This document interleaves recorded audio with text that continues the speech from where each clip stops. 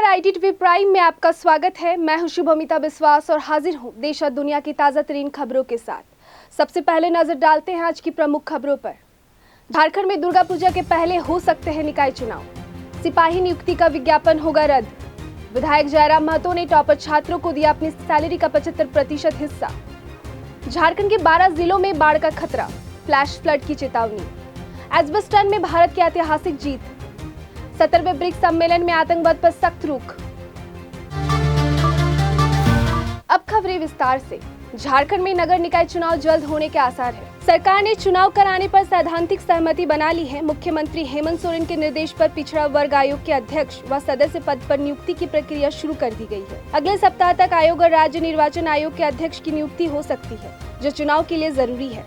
चुनाव बरसात के बाद और दुर्गा पूजा से पहले कराए जाने की संभावना है। झारखंड हाईकोर्ट ने 4 महीने में चुनाव कराने का आदेश दिया था, जिसकी मियाद 16 मई 2025 को पूरी हो गई है। चुनाव न होने से अब तक राज्य को करीब 1600 करोड़ रुपए का केंद्रीय अनुदान नहीं मिल पाया है। सरकार ट्रिपल टेस्ट के आधार पर चुनाव कराएगी, जिसके लिए आयोग ने 24 जिलों में काम पूरा कर लिया है। अब उम्मीद है कि जल्द ही निकाय चुनाव की तारीख तय की जाएगी।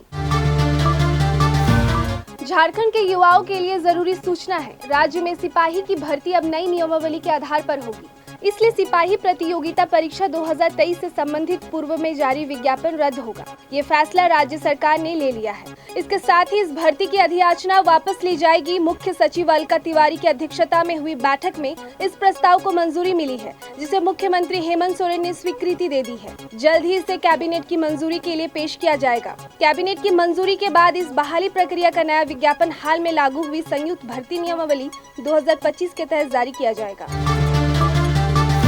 बीते दिन राजधानी रांची में निकाले गए मोहर्रम के जुलूस में देशभक्ति का जज्बा दिखा। जुलूस अनुशासन और परंपरा के साथ निकाला गया। इमाम हुसैन की शहादत की याद में निकाले गए इस जुलूस में या हुसैन और इस्लाम जिंदा होता है हर करबला के बाद जैसे नारे गूंजते रहे। धवताल और इमाम बख्श अखाड़े समेत कई अखाड़ों ने पारंपरिक हथियारों के साथ करतब दिखाए। कई अखाड़ों के जुलूस में ऑपरेशन सिंदूर और तिरंगा को सम्मान देते हुए देशभक्ति का भाव पेश किया गया। जुलूस अल्बर्ट एक्का चौक, मेन रोड, चर्च रोड होते हुए करबला चौक तक पहुंचा और अली मैदान में नियाज और फतेही के साथ संपन्न हुआ। बारिश के बावजूद लोगों का जोश बरकरार रहा। हिंदू मुस्लिम एकता की मिसाल पेश करते हुए श्री महावीर मंडल ने मुस्लिम समाज को सम्मानित किया। जगह जगह शरबत, खजूर और पानी बांटे गए। अगली खबर झारखंड के मौसम से जुड़ी है। भारतीय मौसम विज्ञान विभाग ने झारखंड के 12 जिलों में सोमवार को अचानक बाढ़ यानी फ्लैश फ्लड की चेतावनी जारी की है। जिन जिलों में खतरा है उनमें गढ़वा, पलामू, लातेहार, लोहरदगा, गुमला, सिमडेगा, खूंटी, रांची, बोकारो, सरायकेला, पश्चिमी सिंहभूम और पूर्वी सिंहभूम शामिल है। रांची मौसम केंद्र के मुताबिक राज्य में चक्रवाती हवाओं और कम दबाव के क्षेत्र के कारण मध्यम से भारी बारिश हो रही है। रांची में आज सुबह से रुक रुक कर बारिश होती रही। 1 जून से 6 जुलाई के बीच झारखंड में सामान्य से 69% अधिक वर्षा 417.2 मिलीमीटर दर्ज की गई है।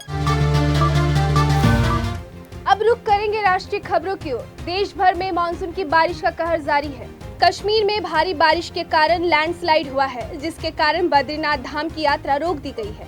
उत्तराखंड के चंबोली के निकट उमटा में मलबा आ गया है। इस कारण बद्रीनाथ जाने का यह मार्ग भी बंद हो गया है। नंदप्रयाग के पार्थद्वीप में मलबा आने से हाईवे कुछ समय के लिए बंद रहा, जिसे बाद में खोला गया। भारी बारिश और भूस्खलन की आशंका को देखते हुए केदारनाथ यात्रा अस्थायी रूप से रोक दी गई है। सोनप्रयाग और गौरीकुंड में यात्रियों को रोककर सुरक्षा सुनिश्चित की जा रही है। बारिश और मलबे के कारण बद्रीनाथ हाईवे समेत 2 राष्ट्रीय राजमार्ग और 50 से अधिक सड़कें बंद है, जिससे यात्री और स्थानीय लोगों को भारी दिक्कतें हो रही है। वहीं हिमाचल प्रदेश में बारिश और बाढ़ से अब तक 34 लोगों की मौत हो चुकी है। बढ़ते अगली खबर की ओर। इंटरनेशनल क्रिकेट काउंसिल ने संजोग गुप्ता को नया मुख्य कार्यकारी अध्यक्ष यानी CEO नियुक्त किया है। वे ICC के 7वें CEO होंगे और सोमवार से अपना पद संभालेंगे। यह नियुक्ति क्रिकेट के ओलंपिक में शामिल होने के प्रयास के बीच हुई। ICC के चेयरमैन जय शाह ने कहा कि संजोग के खेल रणनीति और कमर्शियलाइजेशन के अनुभव से क्रिकेट को नई ऊंचाइयों तक पहुंचाने में मदद मिलेगी। इस पद के लिए मार्च 2025 से 25 देशों से 2500 से अधिक आवेदन आए थे। ICC की HR और रेम्यूनरेशन कमेटी ने 12 उम्मीदवार शॉर्टलिस्ट किए, जिनमें से नॉमिनेशन कमेटी ने संजोग को सर्वसम्मति से चुना। संजोग गुप्ता जियो स्टार के स्पोर्ट्स और लाइव एक्सपीरियंस CEO है, जिन्हें 20 साल से अधिक का अनुभव है।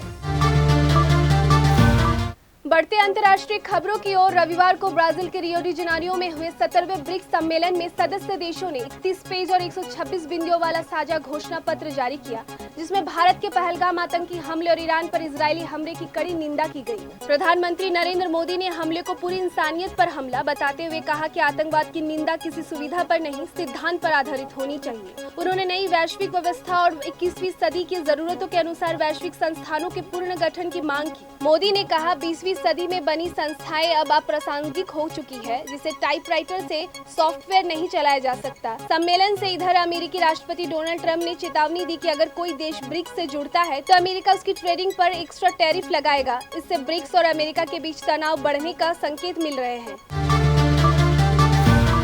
अब आपको लेके चलते हैं मनोरंजन जगत में। आर माधवन और फातिमा सना शेख की आगामी फिल्म आप जैसा कोई 11 जुलाई 2025 को नेटफ्लिक्स पर रिलीज हो रही है।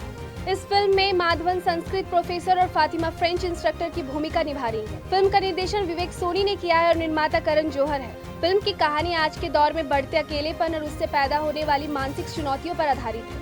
आर माधवन ने बताया कि सोशल मीडिया की भीड़ में भी लोग अकेले महसूस करते हैं और यही इस फिल्म की भावनात्मक जड़ है। उन्होंने कहा अगर आप जैसा कोई हमारी जिंदगी में आ जाए तो अकेलापन दूर हो सकता है। फातिमा ने इसे 2 अलग बैकग्राउंड से आए लोगों की इमोशनल लव स्टोरी बताया है। खेल जगत की बात करें तो यहाँ भारत की ऐतिहासिक जीत की ही चर्चा है। भारत ने बर्मिंघम में पहली बार जीत हासिल की है। एजबस्टन टेस्ट में भारत ने इंग्लैंड को 336 रनों से हराकर विदेशी धरती पर सबसे बड़ी जीत दर्ज की। इस मैदान पर कोई भी एशिया टीम पहली बार नहीं जीती है। युवा कप्तान शुभमन गिल ने 269 और 161 रनों की पारियां खेली और एक टेस्ट में 430 रन बनाकर नया भारतीय रिकॉर्ड बनाया।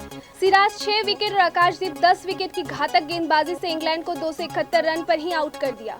भारत ने पहली पारी में 587 और दूसरी पारी में 427/5 रन बनाकर इंग्लैंड को 608 रन का लक्ष्य दिया। इंग्लैंड कप्तान बेन स्टोक्स ने हार स्वीकारते हुए भारतीय रणनीति की तारीफ की। सोशल मीडिया पर सचिन, कोहली, सहवाग समेत कई दिग्गजों ने टीम इंडिया को बधाई दी। गिल की कप्तानी और बल्लेबाजी को विशेष सराहना मिली। और अंत में बाजार और कारोबार की बात। अमेरिकी राष्ट्रपति डोनाल्ड ट्रंप द्वारा टैरिफ की समय सीमा में बदलाव के फैसले के बाद सोमवार को भारतीय शेयर बाजार में कमजोरी देखी गई। सप्ताह के पहले कारोबारी दिन बीएसई सेंसेक्स 100 अंक टूट गया, जबकि एनएसआई निफ्टी 24,450 के स्तर के आसपास कारोबार करता नजर आया। इस गिरावट का असर वैश्विक बाजारों में भी दिखा, जहां जापान का निक्केई 0.26%, कोरिया का कोस्पी 0.48% और अमेरिका का नेस्डेक 100 फ्यूचर्स 0.42% तक फिसल गया। घरेलू स्तर की बात करें तो इंडसइंड बैंक ने पहली तिमाही के कमजोर नतीजे पेश किए, जिसमें बैंक के लोन और डिपॉजिट के सालाना आधार पर 3% से ज्यादा गिरावट दर्ज की हुई। हालांकि बैंक ऑफ इंडिया ने बेहतर प्रदर्शन किया और इसके लोन में 11% तथा डिपॉजिट में 10% की बढ़त हुई। बाजार में कुछ स्टॉक्स ने सकारात्मक प्रदर्शन किया, जिसे गोदरेज कंज्यूमर के शेयर 5% और बोरोसिल रेन्यूएबल्स 4% चढ़े। फिलहाल आज के लिए इतना ही। दर्शकों कैसी लगी हमारी ये पेशकश हमें जरूर बताएं। कल फिर मिलेंगे रात 8 बजे। बने रहिए हमारे साथ, देखते रहिए IDTV इंद्रधनुष।